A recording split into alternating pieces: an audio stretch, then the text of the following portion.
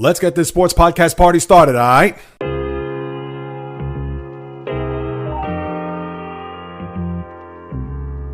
The JAYREELZ podcast. What is happening, my good people? Greetings. How are you? How's it going? How's everybody doing out there? What is the latest and greatest? Hope everybody's doing well, feeling fantastic, in excellent spirits on this Martin Luther King Day, honoring the great civil rights leader. Thank you for fulfilling a dream that I'm living in, talking sports and sharing it with each and every one of you, as this is the JAYREELZ podcast with your host, JAYREELZ. For my first timers, welcome aboard. And for those who've been banging with me going back to the very beginning, somewhere in the middle, or even as early as this past Thursday, I welcome you guys and gals back. And now that the championship games are set, the Final Four in the NFL, and before I even unpack and get to those matchups, which I'll go in full depth on Thursday's podcast, but I have to say, the theme of this weekend, to me, is 4 stories.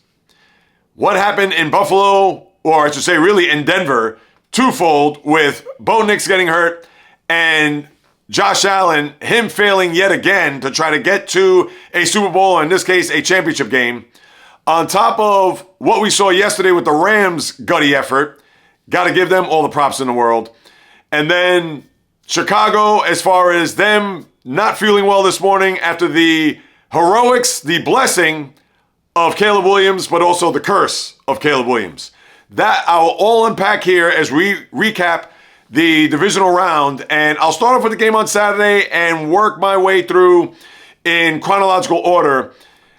And I know word came down just a little while ago about Sean McDermott, which I guess I'll tie into his fate with what happened there in Denver on Saturday late afternoon into the evening, because if you're a Bill fan, I know you're going to look at the referees. You're going to look at what happened there at the end of regulation where Riley Moss did hit Brandon Cooks. And I thought at first glance, I said, oh, wait, is that a flag? And I said, they didn't throw it. Now I got to see a replay. And sure enough, the replay showed that Riley Moss did have the left arm of Brandon Cooks in the end zone, which would have ended the game and had Buffalo going to a championship game in New England. But obviously that was not to be the case. On top of what happened in the overtime with the controversial interception, where, let's face it, we could break it down a million different ways and we could talk about just this play specifically.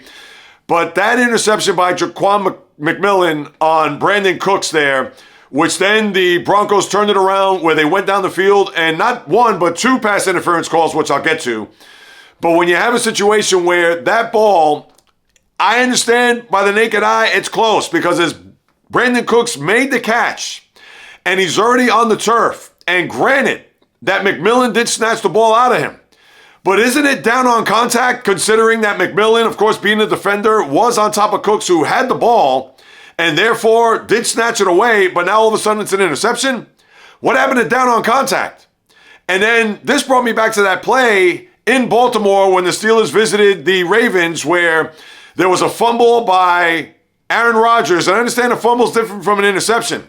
But how is it different from the standpoint of Rodgers as he was trying to corral the ball as it popped up in the air, and as he gets to grasp it out of the air and his knee hit the Baltimore Raven M&T Bank Stadium turf, and then of course it was snatched away from him by the linebacker, but because the ball was down on contact and Rodgers was the guy who possessed it last, shouldn't have been the same thing here in this case with Brandon Cooks?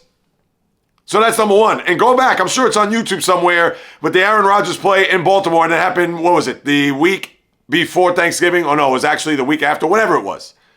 So here it was where that turned it around, and then the 2 pass interferences. And I get it that the first one they were going to call was kind of similar to the Riley Moss play, and then Tre'Davious White.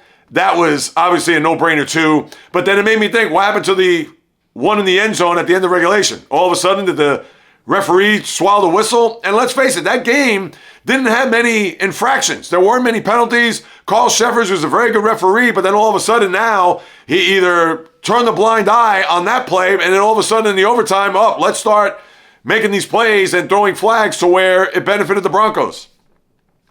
But even with all that being said, and we could argue that to a blue in the face, but here is the biggest culprit of all in that game. And just like I kill Lamar Jackson, just like I kill some of the other quarterbacks that are out there that haven't won a Super Bowl, I haven't gone deep in the postseason, and I'm sorry. Josh Allen has to get put on a grill here. And we could talk about him carving up that Bronco defense in the second half to the tunes of long drives and understand that he certainly did that. But for him to have not one, not two, 4 turnovers in the game, and I understand the controversial interception in overtime, but for him to turn the ball over the way he did, and for him to not get his team out of Denver with a victory, and here's the one thing that gets lost in all this. 16 seconds to go in the game, and this was after the non-call in the end zone, where Josh Allen, facing a little bit of a rush, but had time to throw, had Dawson Knox for what looked like a walk-in touchdown. And what did he do? Overthrew him. That's all you need to know. If he makes that play, the game is over. Whether Knox catches it and he gets stopped at the 2, or obviously they want to punch it in the end zone because they would have won the game. And that's what I'm looking at here. And obviously we'll never know.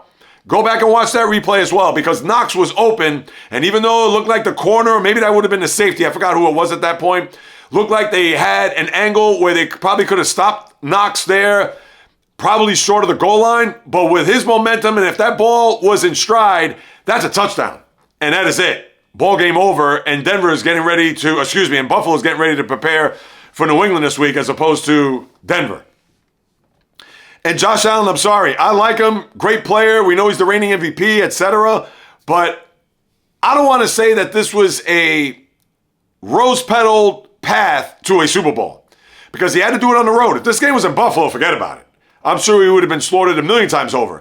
But doing what I do as a podcast host and critiquing the games as I watch them, that falls on him. I'm sorry. And I understand the interception was a terrible break, the second one. The first one was inexcusable. And this was after a bad pass by Bo Nix, which set them up deep in Bronco territory. And what does he do? He throws a pass over the middle, he floats it, and it gets picked off. So those were points that were taken off the board there as well. And I understand the fumble coming out of the first half, started the second half where they had the ball and he got strip sacked. And listen, blindside, all right, I get it. He should have tried to protect the ball. He's a big guy, but that happens. That first fumble, I don't know what happened there. Hot potato, I mean, please, that was just a terrible fumble. But this is where Allen has to take hits. Again, this wasn't a cakewalk to a Super Bowl, but considering that he brought his team back from a 23-10 deficit and carved up that Bronco defense, the vaunted Bronco defense in that second half, to the point where all he had was that one pass to Knox, and that would have been it. Everybody would have been riding on the shoulders of Josh Allen, not only in Western New York, but the rest of the country, because they want Josh Allen to get to a Super Bowl, including yours truly. Why not? And as I mentioned on the YouTube channel, if you haven't subscribed, please do so. I just passed 1,000 subscribers on YouTube at JAYREELZ, and I really appreciate that. And I'm not stopping. I'm just beginning when it comes to working on that particular platform. But here it was, a situation where Buffalo and Roger Goodell, I'm sure when he was having his Cabernet Sauvignon and his Caesar salad with whatever he has as a protein and his potatoes au gratin, once that ball sailed over Dawson Knox and then the interception and then the pass interference and the non-pass interference calls, he spit out his entire dinner. Because you think he wants to see Denver playing in a championship game? He wants Josh Allen there. And come on, he's going to say, oh no, it doesn't matter, blah, blah. And right, I get it. Whomever's in the Super Bowl, whatever the matchup is, it's going to draw 100 million. We understand that. But you mean to tell me, without having the reigning MVP there, that's not going to bring more eyeballs to the sets? I mean, you got to be kidding. So, Allen, I'm sorry. He's got to take abuse here. Is it all on him? It's not all on him. And right, we could talk about the officials until we're blue in the face. But if Allen makes that pass to Dawson Knox, we're not even looking at overtime. Game's over. I understand it didn't happen that way. So, I get it. Western New York, they're still crying in their buffalo wings. And Josh Allen, emotional in the postgame, and why not? Listen, I can't knock him for that. The guy's literally carried this franchise, this organization, from the day he got drafted to this very moment. And one more time, he falls short of getting to a Super Bowl. But those are the breaks. And speaking of breaks, then you had a situation with Bo Nix, and give it up. At 20, what was the score at the time? Make sure I get this correct. At 27-23, For him to march his team down the field and to make big plays, 3rd and 10s, third down conversions, etc., give it up. That kid showed a lot of toughness, a lot of grit, and a lot of moxie. And he put his team in the end zone when they absolutely had to have it. And even though Allen came down with the field goal to tie the game, Dawson Knox play notwithstanding, and we know what happened in the overtime, we could break that until the cows come home. But no pun intended, the biggest break of all was what happened with the quarterback. And I mean that in a literal sense. Broken bone in the ankle of Bo Nix means he is not going to play throughout the remainder of this postseason. Which, I'm sorry, I got to call it like I see it too. That championship game in Denver on Sunday, it is going to be a disaster. And I don't care what people are going to say. And I don't really watch the talking head shows or listen to these podcasts or whatever. Even Bill Simmons, for that matter, I didn't listen to him this morning. I haven't listened to him in quite some time. Not to throw shade on him.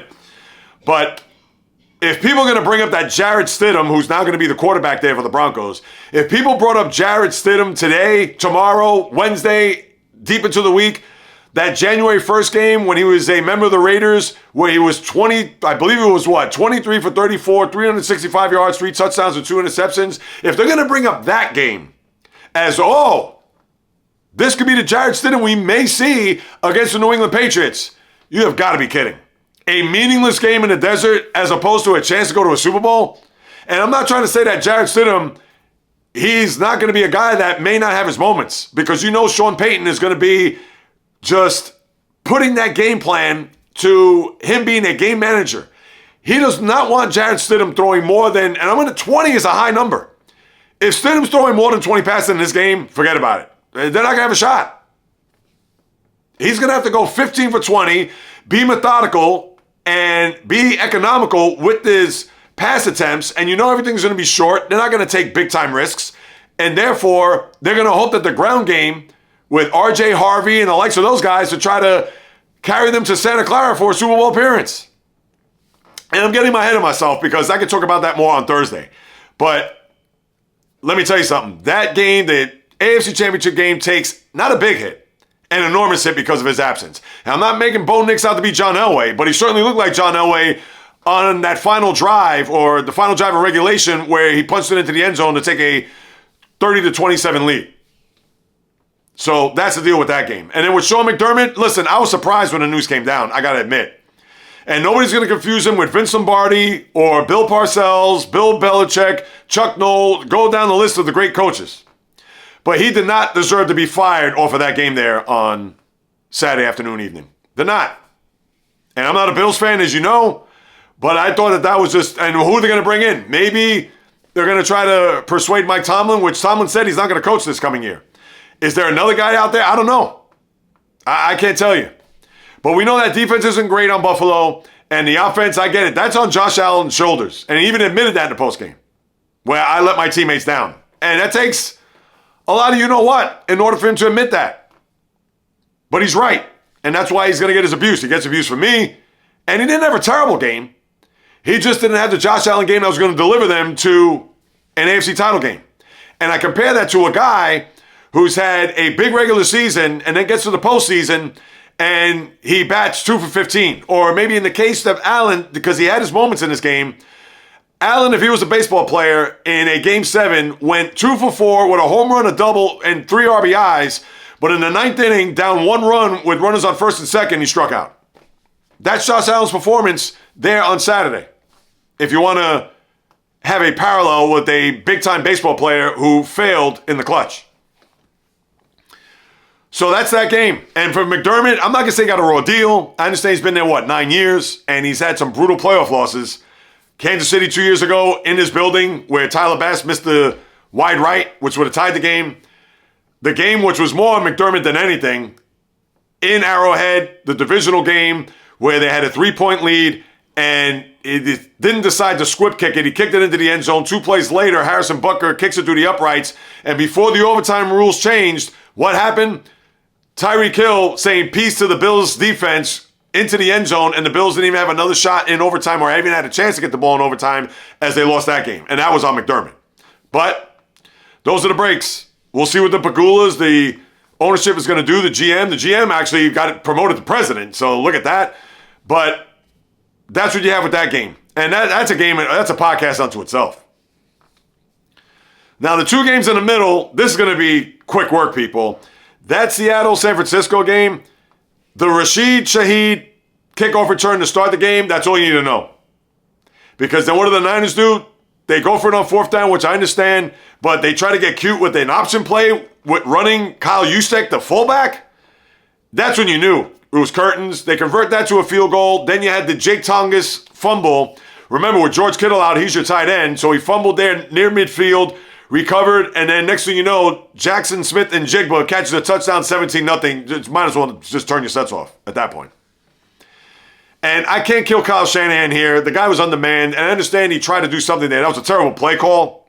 I mean, why would you even think to have an option play with Juszczyk trying to flip it to Christian McCaffrey, which he fumbled out of bounds? I mean, come on. That was a terrible play call. We know he's an offensive mastermind, but you'd rather have Brock Purdy do that and flip it off as opposed to Juszczyk. Juszczyk, he's running in mud. And he's a great player. He's an all-pro player. I get it. But come on. That brought up zero creativity there. And he's a creative mind. No ifs, ands, buts, babies about it. But that's all you need to know about that game. And I'd be a little worried if you're a Seahawks fan because that was a game where it was almost a coronation. Beat the Niners again, 41-6, put our feet up, rocking chair type game. And now you got the Rams coming in, which I'll get to in a second. The New England-Houston game, if I'm a Patriot fan, I'm worried about Drake May and his fumbleitis because going up against the Bronco defense, which again, wasn't lights out in the least against the Bills, especially in the second half, but he fumbles way too much for your liking. And I'll talk more about the game, the matchups, the Denver, New England on Thursday. But he fumbles too much for my liking. But C.J. Stroud, this Texan franchise organization, they cannot get past the divisional round. And what I saw from C.J. Stroud yesterday, after a poor Monday night performance against Pittsburgh, where he had 3 turnovers in that game, he decided to say, you know what? Hold my beer, wild card. I got something better for you in the divisional round. And at 10-7, he threw not a terrible pick. He threw a god-awful interception, which he had no business throwing. Here he is. He's getting rushed. I understand the pocket. And he just tried to make a play. He threw it up for grabs. And next thing you know, Marcus Jones runs into the end zone. And that turned it around. And then I understand the third interception was picked. It was a tip pick. Parker Hutchinson, I get it. And then the other pick that he had in the first half where he threw it to the out, and it was just awful. C.J. Stroud inexplicably was terrible in this game. And I understand the conditions, the weather was sloppy for both teams. I get it. But that game was an eyesore. And even with at 21-10, they tried to come back. And they converted those 2 drives. All right, one, you could accept a field goal, but the other one to make it 21-16. And you just knew. They had to tie that score there when they had that possession at 21-13. And because they didn't do so, and I understand why the head coach, D'Amico Ryans, kicked the field goal there. Because then at that point, you get a touchdown, you take the lead, and may go for 2 at that point at 21-16. All right, that's fine. Because that's going to be a theme in the next game with the Rams and Bears. But the thing is that as sloppy as the offense was, and even though they got gift-wrapped a bunch of turnovers there, but Drake May made plays, and especially on that final drive, the catch there by Kayshon Boutte, the one-handed grab in the end zone, the big play, it was a third down conversion there to maybe it was a fourth down. Was it 4th and 4? To Stephon Diggs, who caught a touchdown earlier in the game, and that's all she wrote. Nothing else I could add. There was no drama. It was just a sloppy game. A terrible game by the Texans. And I don't know. That team is snakebit. They cannot get out of the divisional round. I think they're 0-8 in this part of the playoffs.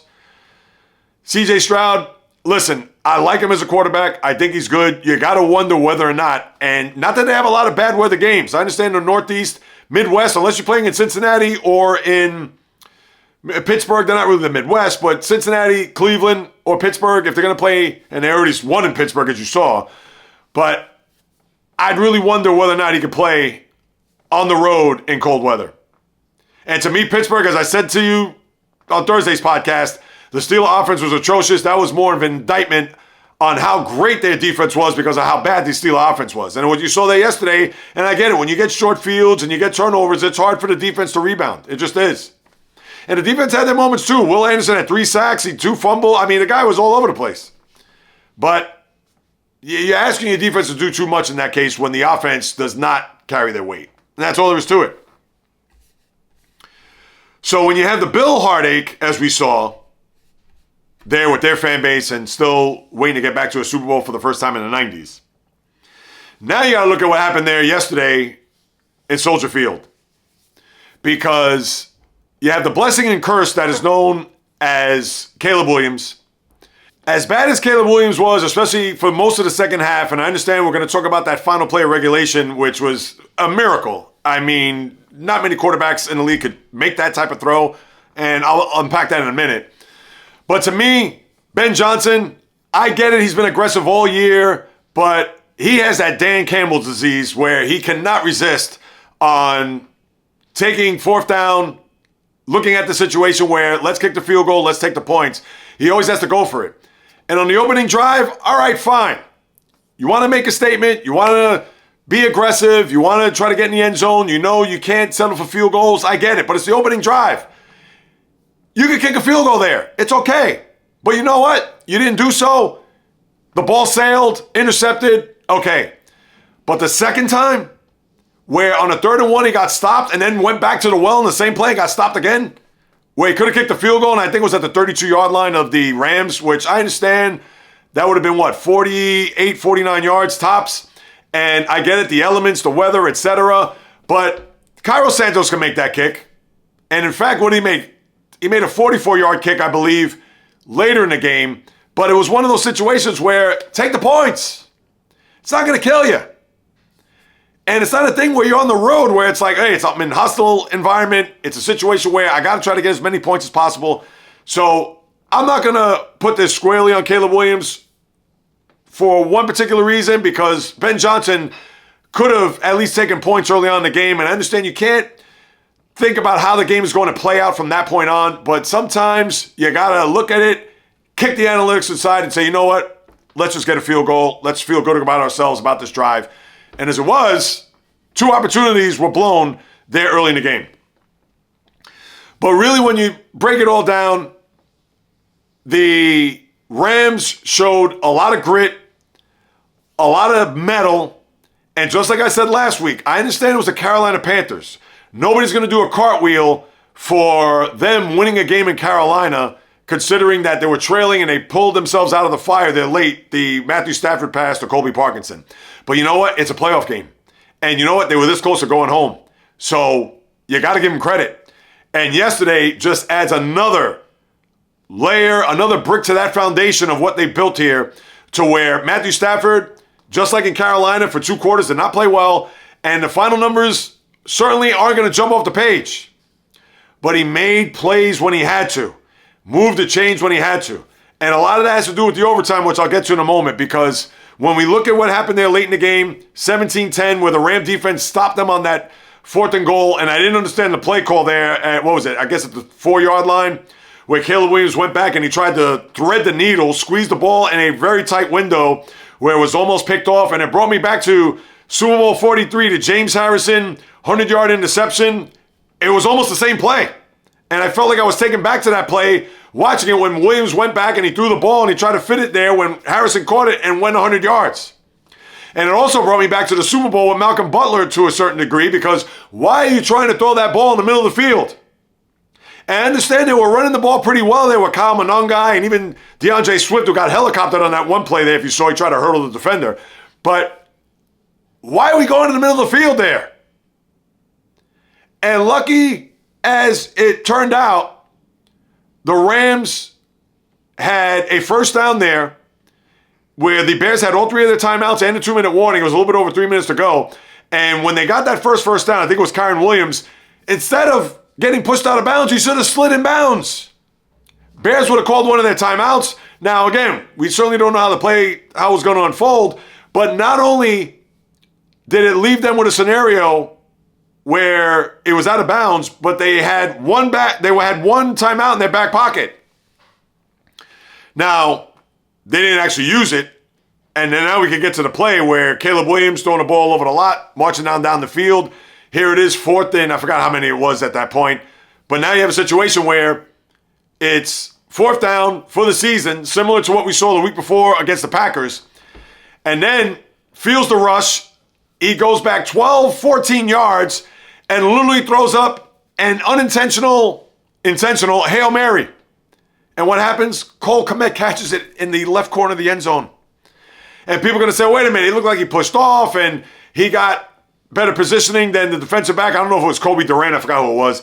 But that's hand-to-hand combat there. They're not going to call that unless Kmet grabbed the jersey and literally slammed him to the ground. Then they're going to throw a flag, but they didn't.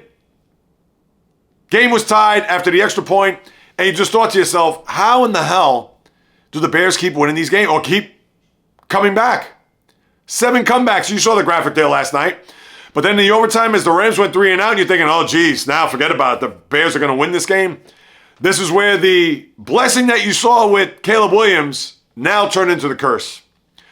And he's already in Ram territory. They need about another good 10 yards to get themselves in field goal position. And I think it was second down. I forgot what it was. But here it goes.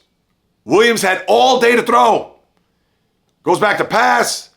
Calls a cab. Orders a pizza. Makes a phone call. Does all this thing. Everything. All the time in the world. He throws a pass to where Cam Curl had to make an acrobatic dive for an interception. Excellent play on his part. And yes, we could talk about DJ Moore, I guess, was out to lunch on that play. But why was Caleb Williams throwing that ball? I understand that Curl had to make a dynamic play. But to me, I'm going to fault more on this, but with him having all that time and surveying the field, I don't know where he was throwing that ball. I really don't. I could see if he was rushed. I could see if he was on the run, off balance, whatever, where it's going to be tricky. But I don't know. And that was the interception. That was the play that cost them. Because then you had Matthew Stafford said, all right, now it's time for me to end this game so we can get on this plane, get out of this frigid air, and get back to L.A. Converts on key third downs. That 1st and 10 pass to Davante Adams on the sideline, that was just an unbelievable throw. Very few quarterbacks in the league. Maybe Caleb Williams can, considering that throw. He's going backwards and he throws that ball into the end zone. You can't make it up. The guy has an unbelievable arm, Caleb Williams. But then Matthew Stafford said, oh yeah, Caleb, hold my beer. When he threw that dart where Davante Adams stretched out, was able to get both feet in bounds and extend the drive. And then, of course, the 3rd and 4 to Puka Nacua, which that was it.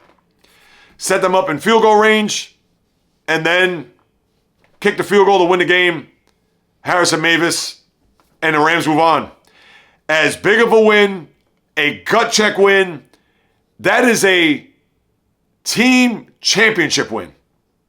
Because you're going to think back, if the Rams do get to and win a Super Bowl, you're going to think about not only that catch by Colby Parkinson in Carolina, but you're going to think about how gutty they were in that game.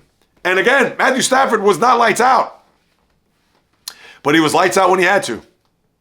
And that was the difference between him and Caleb Williams. And Caleb Williams, again, that Hail Mary was, that's going to be one for the ages, but it comes in a loss. And now the Rams play the Seahawks, which to me is by far the better game. If Chicago would have somehow, some way won that game, the clock would have struck 12 in Seattle. That would have been, I'm not going to say 41-6, but that game had, I'll say 31-10 written all over it. And I understand, comeback kids, they've done it all year, etc. Not here. I don't think they would have not had a chance. Rams-Seattle is a much better NFC Championship game. And to me, it's the better of the two games. New England-Denver, which I'll talk about on Thursday, without Bo Nix, forget it. It's still going to get 40 million to watch, I understand, but And that is your NFL weekend. You had the 2 games bookend, the just slop in the middle. And that's what it was. It was slop. You want to say it was a sugar honey iced tea? I'm sure you can figure that out. Sandwich? You could say that. The bread was good, but what was in the middle? Not to my liking. And then you have the coaches that have been hired. It's official. John Harbaugh there with the Giants. Kevin Stefanski in Atlanta as he gets the Falcons gig. And you know about McDermott and how I feel about that. And that is your NFL in a big nutshell. Now, I'm only going to spend a couple of minutes on this because just like I said on Thursday's podcast, and I detailed what I would do to change the college football playoff scheduling format, to know that tonight is the national championship game is the biggest foregone conclusion in the world. Does anybody really care at this point if you do not live in South Florida or in Bloomington, Indiana, or in the entire state for that matter? People probably forgot that there's a national championship game tonight. And you got to go back to the podcast on Thursday and have it timestamped. You can check it out, Apple, Spotify, right here on YouTube, where you could just fast forward and go listen to my breakdown of how they should have this schedule be done before the NFL wildcard round. Because right now, nobody cares about this championship game. And to be quite honest with you, as we get closer to 7:30 tonight, all right, let's see what happens. And we know that Indiana's a juggernaut, and we know Miami, it's a home game for them. But this, to me, has no juice. The last college football game was 10 days ago. Is anybody really wrapped up in this game tonight? I'm not. I'm not. They need to play this game before the wild card round. So whether that falls on January 10th, whether it's a Thursday, or whether it happens to be the Monday after the regular season in the NFL, you can live with that. Because now, with the NFL, and even though you have the Sunday night game, whatever that game is, let's say the national championship game was the day after Baltimore-Pittsburgh. You can live with that. Because it's like, all right, we just saw the semifinals a week ago, or whatever it was, even if it was 9-10 days ago. But you know it's like, all right, championship game. Tonight it's an afterthought. Nobody cares. And I got news for you. If it's 17-0 Indiana, early second quarter, that game is going to be over. And not that I'm jumping on that bandwagon now. And yes, last year, if you listen to the podcast, if you go that far back with me, and I said, Indiana, I don't believe in them, blah, blah, blah, so on and so forth. And I get it. Curtis Rourke is not, or I should say Fernando Mendoza is not Curtis Rourke, who was the quarterback last year at IU. Guy won the Heisman Trophy, as you know. But this game, Miami, they better play from in front. And even then, I don't trust them 100% because Indiana can't come back. I look at this game as a scenario where if Indiana, even if it's 7-0 Miami, they're still going to be as cool as a cucumber. They're still going to play their game. And this game, to me, I'm sorry, has 35-17 written all over it. If I didn't believe in Indiana before, I believe in them now. And I'm going to root hard for the Hurricanes. I got nothing against Indiana, and they're a great story. Listen, they're about to win their first ever national championship game. And Alabama couldn't slow them down, let alone stop them. And Oregon, forget about it. I mean, please, that game was over midway through the second quarter. But I can't see it. I don't see Miami. I understand Carson Beck and his pedigree, etc. They're going to have, just like you saw against Ole Miss, they're going to need those 13-play, 75, 85-yard drives in order for them to win this game. They're going to have to keep that Indiana offense on the sidelines because if they don't, they're not going to win this game. They're not. And it's as simple as that. If Akeem Mesidor and Reuben Bain Jr., the two defensive studs there on the line for the Hurricanes, if they can't get anywhere near or pressure Fernando Mendoza, game, set, match. It's over. And I like Indiana in the game. Again, I'm going to root hard for the Hurricanes, but listen, 38-3, and what was it, 42-14, whatever the final was in that game? Tell me otherwise. I don't see it. I don't. I'm sold. Now watch, as I say that tonight, I'm putting the reverse jinx and watch Miami at the end of the night, and they'll carry Mario Cristobal off into the bowels of Hard Rock Cafe Stadium, and Miami will be a national title or win their championship. We shall see, but I don't know. This is Indiana's year, and they've certainly shown it so far, and I can't see them stopping at this point. Even with the homecoming from Fernando Mendoza, as he's downplayed that, and we understand the game is in the backyard. I will say this, though. If the Orange Bowl was still up and the game was being played there, totally different story. And I understand all the alum is coming out tonight. You're going to see Michael Irvin, as you've seen throughout. You're going to see Ray Lewis. You're going to see Clinton Portis, Andre Johnson, Ed Reed. I mean, everybody's going to come back. I'm sure Jeremy Shockey, go back to the days of Alonzo Highsmith. I get it. Reggie Wayne, the U is littered. We get it. But I don't even know if that's going to be enough for them to win this game tonight. If they were suiting up and playing, maybe. But I don't see it. All right, now let me turn my attention. I'm going to get into the baseball right now.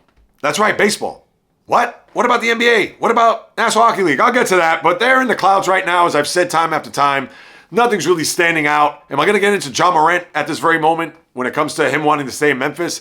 I can put a pause on that as I get into the batter's box and lace up the cleats here, because it's twofold, really threefold when you think about it, because we know what happened here over the weekend, and really Thursday after the podcast, where Kyle Tucker, where when you look at the LA Dodgers, the two-time defending champ, and you are the guy that's maybe across the street, and you open the door, and yeah, you got money, and yeah, you may have a nice car in your driveway, but the guy across the street, when you open your door and you look and you see a Maserati, you see a Porsche, you see an Alfa Romeo, you see a Lamborghini, and you also may see another sports car. Maybe there's a Corvette there. Maybe there's even a muscle car in the garage. But then now all of a sudden, Kyle Tucker is the Bugatti. And not to say he's the Bugatti as far as the best player in the sport, but you understand where this whole analogy is coming from. Now you see another one that's going to be parked in the garage. You say to yourself, damn, what is this guy doing? And the Dodgers have done just that. Because you heard the offers where the Blue Jays were going to offer somewhere in the vicinity 10 years, $320 million. And the Mets, who are going to offer 50 for 200, decided to say, all right, we'll give you $5 million more, 55 for 220. And I'm sure his representation, Kyle Tucker that is, went to the Dodgers to say, hey, could you up that even more? And sure enough, the Dodgers said, why not? We got money coming out of our ears. Sure enough. And Kyle Tucker's going to be your starting right fielder, to where they may trade Teoscar Hernandez, but I think they'll just move him to left field. And now you literally have an all-star team that is going to be represented come opening day, Dodger Stadium, in about what, 2.5 months? You can't make it up, but it's not the Dodgers' fault. It's not the Dodgers' problem. Everyone wants to curse the Dodgers, oh, the evil empire, so on and so forth. And Lord knows, I've done that in the past, whether it was to the Yankees and even the Mets for a hot minute when Steve Cohen started bringing in players and buying players too. But, sorry. Part one could be the loaded garage of the Dodgers, where part two, it's not the Dodgers that's ruining baseball. It's the system that's ruined baseball. And I've said this a million times over, and I'm not going to spend a lot of time on it. But the one thing I will say is that here's where the owners and Rob Manfred could stare this right down to the bare bones minimum and start having these meetings with Tony Clark and the Players Association to start hammering out a deal, or just throw out the deadly words salary cap, because that's what's going to take to stop this. Because if not, it's going to perpetuate from now to the end of time, and baseball is going to end up dying on the vine. That's it. Nothing more else to add. Nothing else to contribute. And I know the players don't want to hear it, but guess what? The salary caps work for the NFL. The salary caps work for the NBA. NHL. And I understand, what do you do if they do happen to have a salary cap where the payroll is at $300 million, let's just say? Well, it's going to have to be grandfathered in. That's all there is to it. So the players on the Dodgers, they just can't get rid of them all at once. Can't happen. Maybe there'll be some stipulation where, because it's grandfathered in, that's what it's going to be, but they're going to have to pare down their payroll to $300 million, let's say, in 3 years. They can't do it in all one fell swoop. Whatever it is, they're going to have to do it, and that's it. Case closed. And that goes for the Mets. That goes for whatever other team that would be over the threshold of whatever that salary cap would be instituted. And as I've said before, and I'll shut up and move on to the third thing, if baseball has to take off for a year, which would destroy the sport, and they can't afford it, but let's say if it does, to get it right, to get a salary cap in, as I said before, and I'll say it one more time, I'm all for it. It could be 2 years before they come back, but if they take 2 years off and they come back with that, baseball will literally be dead. The third thing, Bo Bichette. This is a knee-jerk reaction for what we saw there because the Mets didn't get Kyle Tucker, so now they had to pivot. Oh, what are we going to do? We got to bring in somebody. We got to do something. Well, Bo Bichette, we need a right-handed stick, so wait, that may help out. And I wasn't in love with the Mets signing Kyle Tucker. I was not. What, you going to have 2 right fielders? Or you got to tell Soto, now we signed you to 765, we're going to have to move you to left field? You want to have him disgruntled? So I'm glad that worked out. But then you bring in Bo Bichette, who I like. You heard me talk about him during the World Series run after that knee injury. The guy was raking. And we know that he is a bona fide stick. But now, here's where I got to get at David Stearns.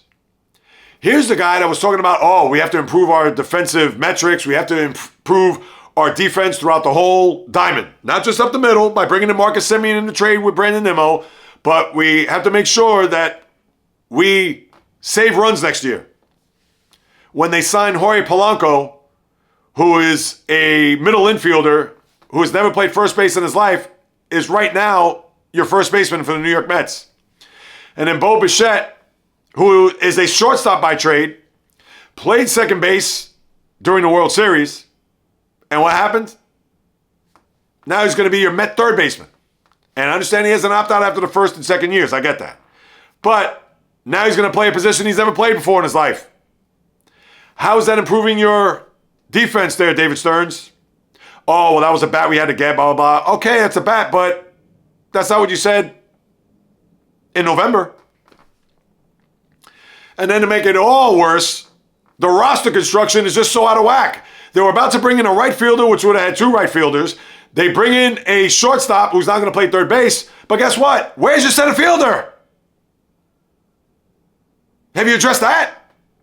Are you pushing all your chips to the middle of the table for Carson Benj? I guess you are.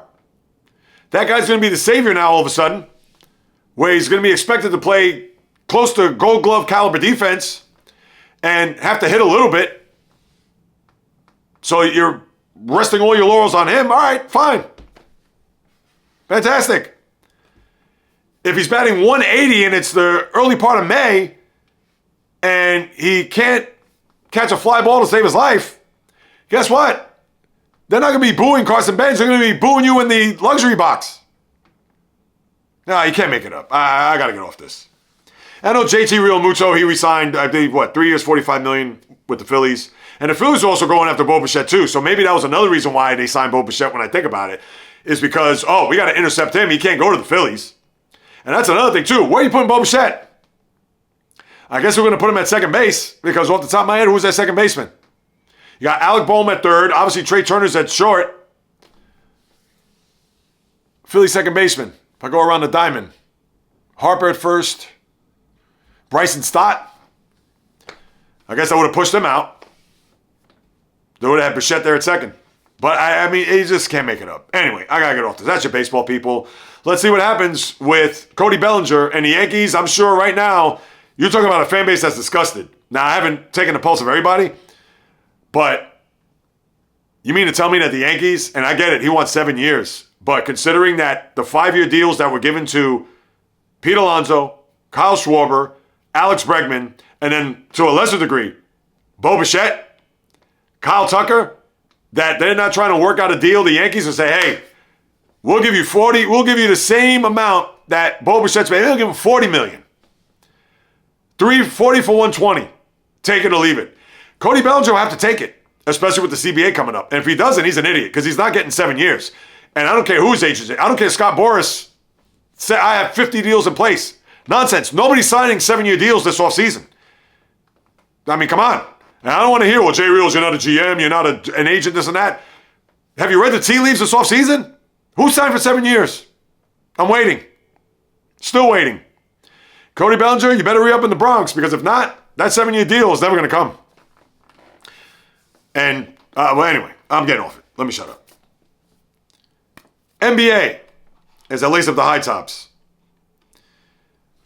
I know now John Morant, who came back from this calf strain that he suffered, and now, I don't want to say he's changed his tune.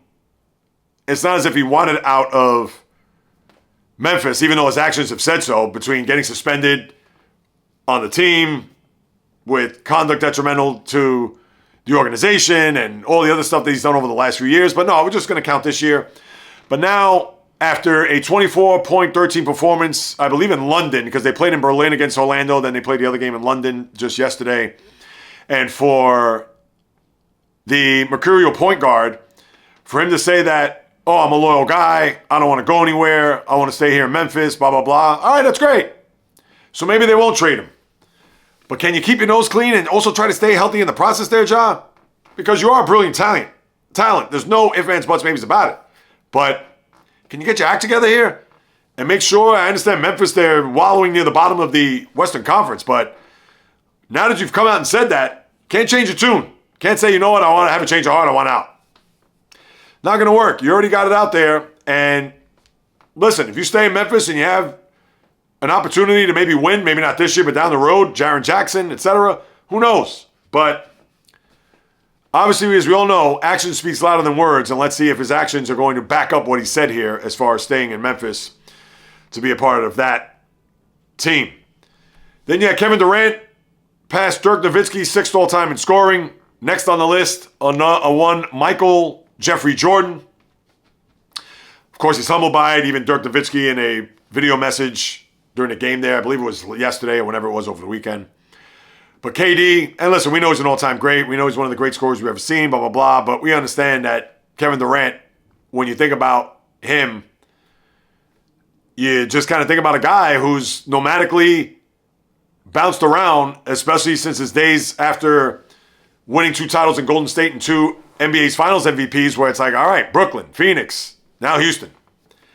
And if it wasn't for him not winning in Golden State, I mean, really, he would have no titles. And I don't want to knock on him. I mean, I don't want to just pile on him, but come on. Do we really need to go there?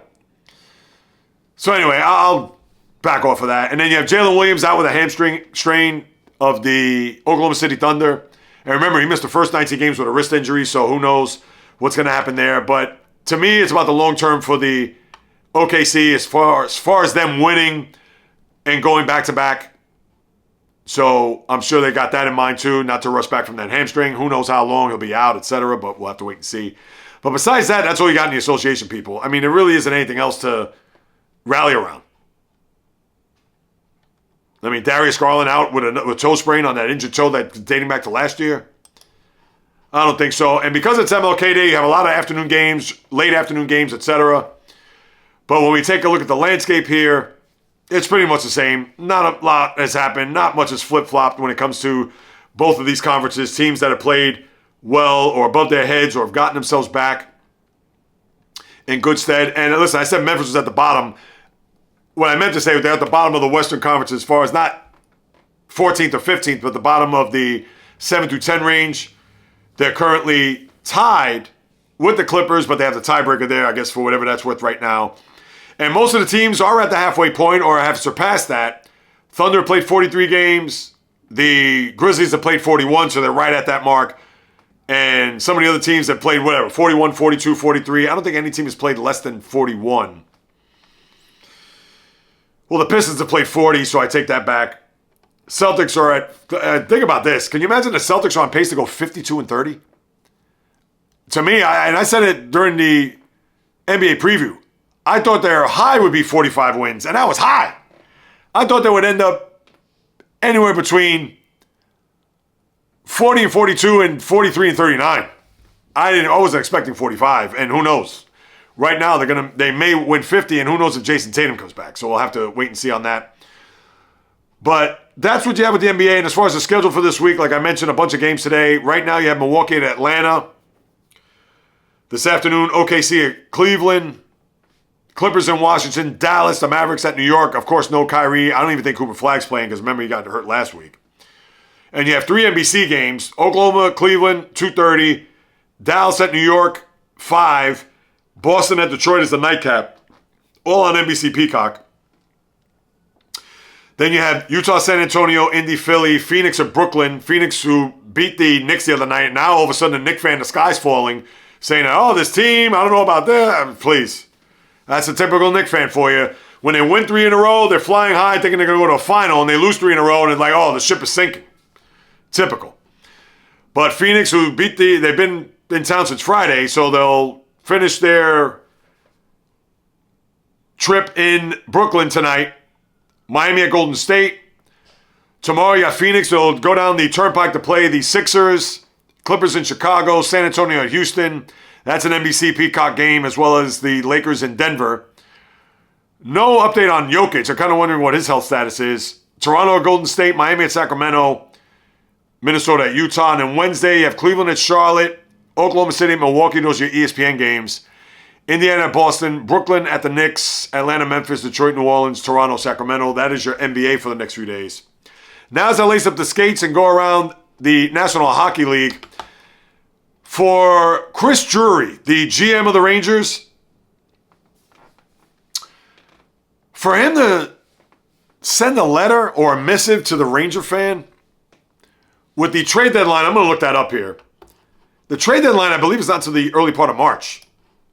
Maybe March 5th. Let me see, NHL trade deadline. For him to come out and send a letter to the fan base, March 6th, 3 o'clock. So you still have about 6 weeks minimum, maybe more, 6.5 weeks until the deadline. For him to come out to say that we have guys on the team that we're going to try to unload to make our team better, but this is not a rebuild, it's a retool. And the Rangers are in last place. I understand based on that they won their game yesterday. But who is Chris Drury to come out to say that when the trade deadline's not 6 weeks from now? I can see if you're about 2 or 3 weeks out where the team is really lost. And I don't think the Rangers are going to get their footing. I mean, they're playing like this. They don't have Igor Shesterkin, their goaltender. He's out on IR. And you also have Adam Fox, the defenseman, who's also out. But is that a little premature to say? That you want to just cast this big wide net 6 weeks, more than 6 weeks out to say that we're going to be in sell mode? And I get it. They have players that have a bunch of no trade clauses. The Artemi Panarins of the world and guys like that. I don't know if Vincent Trocheck does. And Trocheck, he's got a contract for another few years. So that's going to be a lot they're going to have to unload. And who knows if they're going to have to pay whatever, 60 cents to the dollar, whatever it may be. That may be too much, but you understand where I'm coming from. But he has all these guys that are aging free agents. Artemi Panarin is the big one because he's 34. He's in the last year of a contract. And although he has a no trade, JT Miller's another guy with a no trade. But to me, if you're a Ranger fan, you want that guy out. And Chris Drury, I understand he's had some signings here, but he hasn't done anything worth his salt as far as the GM here with the Rangers. I mean, let's face it. And here's another thing. I know I've gone this soapbox regarding this player, although he had improved, but when I look at his numbers overall, I'm like, wow.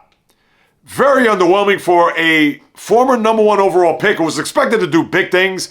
And I understand he's 24 years of age. He's still young. And although 2 years ago he had the big year where they went to a conference final but lost to the Panthers. And last year played well, but obviously not good enough because they didn't even make the playoffs. And this year, I don't know what's happened to Alexis Lafreniere. I mean, what has gone on? Early on, I know he was going through it. Did not play well, and then he looked like he hit his stride 2 years ago. Like I said, when they made that run to the conference final, you're thinking to yourself, all right, now he's going to flourish and blossom into a top, maybe not top 15, or maybe not top 10, but a top 15, top 20 player in the sport. And that man has regressed. I'm not watching every Ranger game, but that guy has not. And I don't know if it's up here between his temple or in his chest. I don't know. But the Rangers have big-time problems. And I don't know how much longer the owner, James Dolan's going to stand for it. And they bring in Mike Sullivan from the Penguins, who they just fired. And they figure, well, the guy won 2 cups. Let's bring him in. And he's done nothing to establish himself. So between Drury sending out that letter, a little premature if you ask me, the team in last place, veterans that they want to unload, know they don't want to rebuild, but they're going to retool. A coach who could be on his way out. I mean, it is a disaster there at the Garden. I mean, I don't know how else to cut it. And I'm not saying that as an Islander fan, but man, that is an ugly scene. How to get out of it? Thankfully, that is well above my pay grade. But besides that, in the sport itself, I know the Golden Knights made a trade with Calgary for Rasmus Andersson, a defenseman, and they gave up a player and 2 conditional picks for 2027, a conditional first round and a second round pick in 2028. And they figure Andersson's a guy that is going to be on that back line. That's certainly going to help Vegas, who's trying to separate themselves in the Pacific. Obviously, it's been a pretty hotly contested top of when you have the likes of the Edmonton Oilers. And with them, I don't want to say breathing down their necks. I'm pulling up the standings as I speak. The Golden Knights currently are at 60 points. Oilers 2 points behind. And you figure the Oilers may make a move here. I understand everybody else has fallen back to the pack. Seattle, San Jose, Anaheim, etc. And Anaheim, I understand they won 3 in a row, but remember, 3 weeks ago they were in first place. And now they had that bad stretch where now they've actually won 3 in a row, so we'll see if they can continue to build off of that. But Vegas makes their move, bringing in a defenseman who obviously is very good from Calgary. Let's see how that pans out for them as we move it along. And as far as the standings go, again, I know the Bruins have played well, but there hasn't been really much here along the lines of teams. NBA, most definitely. NHL, you have had some streaks here. I know the Bruins, like I said, 6 in a row, but they're still 6 points behind the Lightning, who are at the top of the division, tied with Detroit at 64 points. Hurricanes comfortably now with a 7-point lead over the Islanders. Penguins 2 points behind the Islanders there. Colorado still with an 11-point lead over Dallas. And they actually lost another regulation game, I might add. And 2 in a row. On top of that, they lost in overtime prior to that. And they got beat up by Nashville. Lost 7-3. And also the Wild, who played well, they're actually tied with Dallas there and that's big because whomever's in second place in that division will have the home ice in the first round of the playoffs. So that you have to keep in mind. And then we talk about Vegas, Edmonton, Seattle on down. That is pretty much it. Vancouver's lost 10 in a row, but they're in last place. 37 points. That's the least amount of points in the sport. Wow. So, and the Flyers have lost 6 in a row. As far as the schedule here for the early part of the week, you do have a couple of games, especially with the holiday today. Buffalo, Carolina on TNT, followed by Washington, Colorado, also on TNT. 1:30 and 4 o'clock. You have Pittsburgh at Seattle, San Jose at Florida, Minnesota, Toronto, Philly at Vegas, Winnipeg, Chicago, Jersey, Calgary, Islanders in Vancouver, and the Rangers out in Anaheim. So look at that. You have the New York teams out either in Western Canada or in Southern California. Tomorrow, the games of note. San Jose at Tampa. Obviously, they're playing Florida. Usually those teams out west, they're going to make their trip through Florida. Minnesota, Montreal. Boston at Dallas. Games of note. Jersey at Edmonton. Rangers at LA to play the Kings. And then you have Detroit, Toronto. TNT at 7, followed by Islanders at Seattle, 9:30 on TNT. Anaheim, Colorado, Philly at Utah. Yeah, Washington, Vancouver. That's your NHL here for the early part of the week. And then I'll wrap it up because there's a tennis tournament taking place down under, the first one of the year, as I break out the racket and step on the court to chime in on what's happening with the Australian Open. And you have had some matches. I know Venus Williams played, and she actually was up, I believe, was it 4-1 in the third set before losing. And listen, she was in as a wild card. She wasn't expected to go far, but listen, she got to a third set and could have won, but did not in her pursuit of trying to get to the next round, who I believe would have played Coco Gauff, if I'm not mistaken. But she loses to Olga Danilovic, 6-7, 6-3, 6-4. But nothing really of note here in the early going. No upsets. The tournament started on Sunday, which was Saturday here in the States.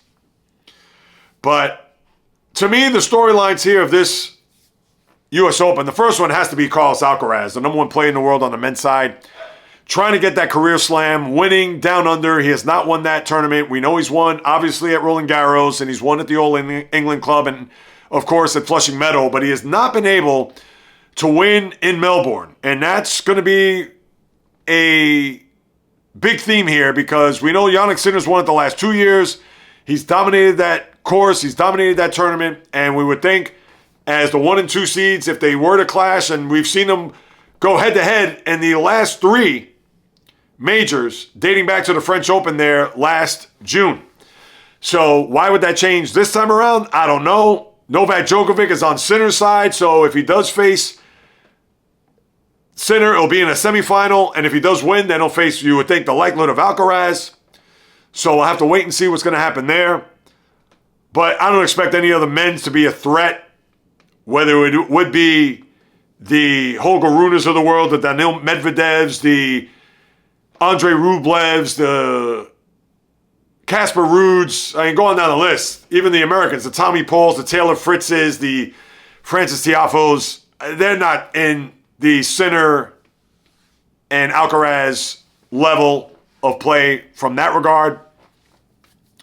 So that's pretty much what you got with the men's. And I'm rooting for Alcaraz big time, but listen, it's Sinner. He's won 2 in a row. He's going to go for a hat trick. That is his surface. And he actually beat Alcaraz in a tournament outside of, of course, the majors just recently. So who knows? And that was toward the end of last year. Who knows how that's going to bode well for his confidence going into this tournament, knowing that he plays well on that surface and that venue.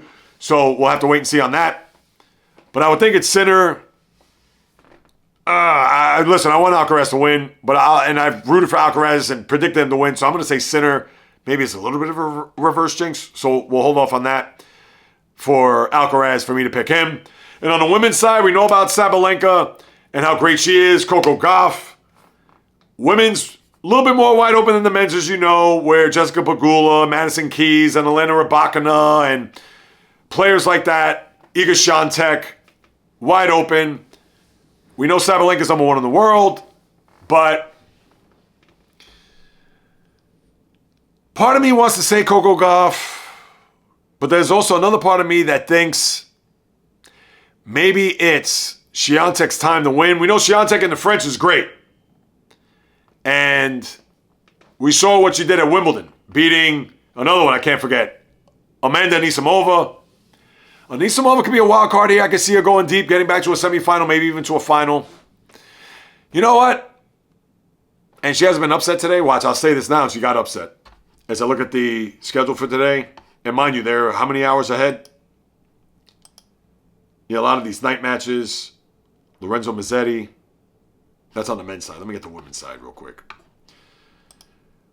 But yeah, the women's is wide open. I would look at it from a standpoint of Goff, maybe Anisimova, but I can see Świątek. Świątek would be the one.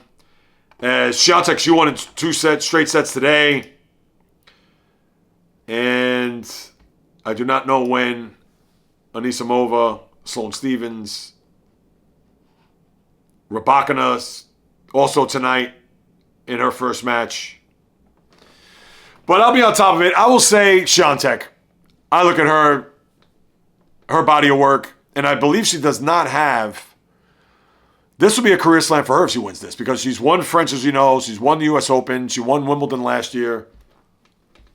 And, yeah, that's all there's to it.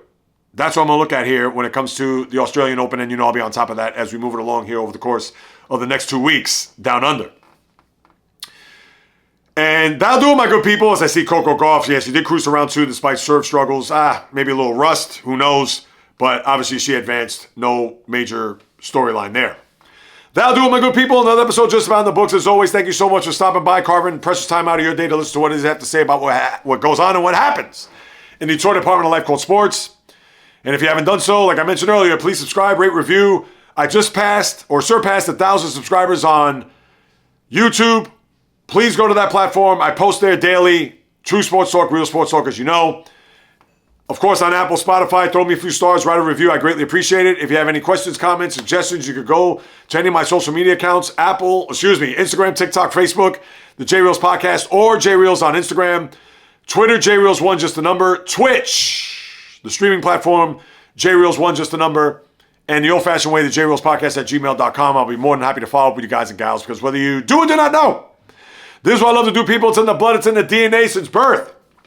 Talking sports, doing what it is that I love, trying to continue to build this little engine that could to bigger and better heights here, and we're off to a good start so far, but let's continue that. Hop on board, people. Share it with your family, friends, foes, frenemies. Take a screenshot, send it to me, send it to those who like sports, love sports, can't get enough of sports, because as long as I'm sitting in front of this microphone and camera, I promise I'll deliver nothing but passion, fire, energy, fury with my thoughts, opinions, critiques, praise, analysis, feelings on anything and everything that happens on the world of the diamond, ice, gridiron, hardwood, golf course, racetrack, tennis court, boxing ring, octagon, you name it. From my lips to your ears, from my heart to your soul, from where I am to wherever you are, the JAYREELZ podcast always comes correct, direct, and in full effect. From the South Bronx, the South Beach, the South Central, the South Pacific, and all points beyond. Peace, love, and God bless everybody. And until next time on the JAYREELZ podcast, on the flip, baby.